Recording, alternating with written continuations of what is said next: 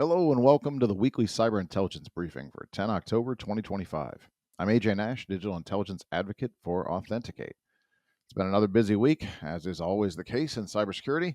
So let's dive right in, starting with a crisis facing the U.S. healthcare sector that continues to escalate dramatically. FBI and CISA issued a joint alert this period, warning of a 400% surge in ransomware attacks targeting U.S. healthcare facilities since July 2025. Federal officials are characterizing this as the most severe healthcare cybersecurity crisis in U.S. history. Now, the numbers are staggering. Over 350 hospitals and healthcare organizations have been compromised, with over 18 million patient records exposed across all of those incidents. Now, the total financial damage is estimated at $92 billion to the healthcare industry, and that's just in 2025. They're factoring in recovery, lost revenue, and legal costs. Healthcare's critical vulnerability is the inability to sustain extended downtime without risking patient safety. So, as a result, 73% of attacked hospitals were forced to divert emergency patients, with an average of 340 surgical procedures canceled per incident. Major ransomware variants driving this surge include Lockbit 3.0, which accounts for about 34% of attacks, followed by closely by Black Hat Alpha V at 28%. Now, this was also another busy week in the world of vulnerabilities, as CISA added 13 actively exploited vulnerabilities to their catalog. The highest priority new 0-day is an actively exploited is being actively exploited by ransomware groups, and that's the Oracle e-business suite vulnerability, CVE 2025-61882. There's also a need for emergency patching for critical flaws in VMware ESXi and Veeam backup and replication, and those were also noted. Now, turning to nation-state actors, let's start with North Korea. Not only are they expanding their campaign of using fake personas and AI to secure jobs globally, but North Korean actors have reportedly stolen an estimated $2 billion worth of cryptocurrency assets in 2025. That's almost triple last year's total.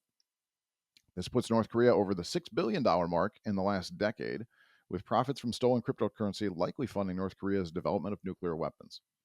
Staying in the APJ region, Chinese state-sponsored groups exploited a Microsoft SharePoint 0-day vulnerability to compromise over 400 organizations worldwide. The targets are extremely high value, including government agencies, universities, and confirmed entities like the National Institutes of Health and the federal agency responsible for securing the U.S. nuclear stockpile. Of note, these groups aren't encrypting data. Instead, they're quietly creating backdoors for persistent access, using below-the-threshold activity to escalate privileges, move laterally, and then exfiltrate data without detection. That demonstrates a strategic focus on intelligence collection rather than opportunistic financial gain. Another disturbing event this week that has international implications is the Black Basta ransomware attack that successfully compromised Rheinmetall AG, a critical defense contractor that produces Leopard tanks and ammunition for NATO and Ukrainian forces. This attack likely creates production delays while posing the threat of potential loss of intellectual property, suggesting the attack timing was strategic rather than random. Finally, let's briefly talk about the rapidly evolving threat landscape as it relates to AI. I know everybody's tired of hearing about AI, it's everywhere, but there's a reason for that. Now, according to the latest ANISA report, social engineering, like phishing, accounts for about 60% of observable intrusions. That's not news. Alarmingly, AI supported phishing campaigns now represent over 80% of observed social engineering activity worldwide. That means traditional email security controls are struggling against AI generated content because of its improved grammar and personalization. We've also seen Russian state actors actively integrating AI into military operations against Ukraine. That establishes a dangerous precedent for all sophisticated groups going forward. All right, listen, that's all the time I have for today, but the full weekly cyber intelligence brief is at Authenticate's blog. So you can go there and get the rest of this. That's authenticate plus the number 8.com/blog. You'll get all the details from these topics and more. I only started to talk about this today. There's context on the new Lockbit Ransomware Alliance. There's analysis on the quantum cryptography transition deadline for the financial sector, and recommendations for immediate mitigation steps and emergency patching priorities across a whole slew of topics.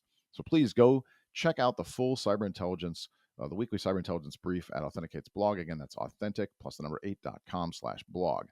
All right, that's all my time. Until next week, stay vigilant.